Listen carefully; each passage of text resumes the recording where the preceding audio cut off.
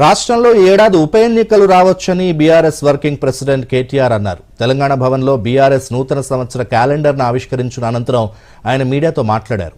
Party ఫిరాయింపు ఎమ్మెల్యేలపై speaker త్వరగా నిర్ణయం తీసుకుంటారని భావిస్తున్నామని, స్పీకర్ తేల్చకపోతే ఎమ్మెల్యేల అనర్హత పిటిషన్లపై సుప్రీంకోర్టుకు వెళ్తామన్నారు. పార్టీ ఫిరాయించిన ఎమ్మెల్యేల నియోజకవర్గాల్లో ఈ ఏడాది ఉప ఎన్నికలు వస్తాయని కేటీఆర్ పేర్కొన్నారు. కేసీఆర్ నాయకత్వంలో మరింత ఉత్సాహంతో ముందుకు వెళ్తామని, ప్రజల్లోకి ఎప్పుడు రావాలో కేసీఆర్కు తెలుసని, ఫిబ్రవరి లేదా మార్చిలో పార్టీ బహిరంగ సభ ఉంటుందన్నారు.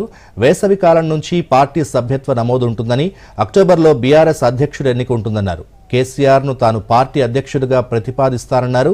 ఈ సందర్భంగా ప్రముఖ నిర్మాత దిల్ రాజు చేసిన వ్యాఖ్యలపై కూడా కేటీఆర్ స్పందించారు. దిల్ రాజుకు 2 సినిమాలున్నాయని, వాటి గురించి ఆయన బాధపడుతున్నారన్నారు.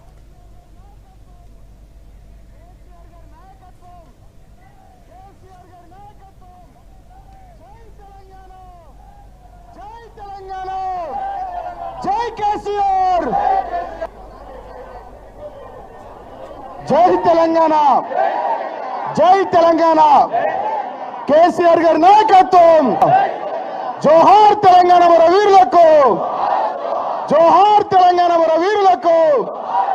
కేటీఆర్ గారి నాయకత్వం, కేటీఆర్ గారి నాయకత్వం. జై తెలంగాణ.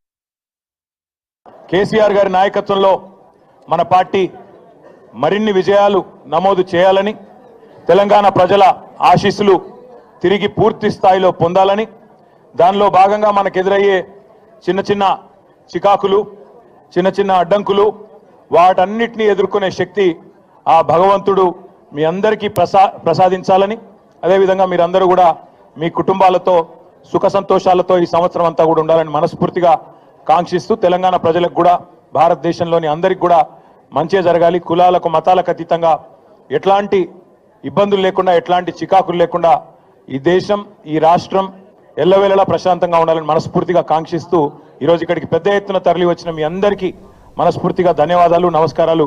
జై తెలంగాణ, జై కేసీఆర్.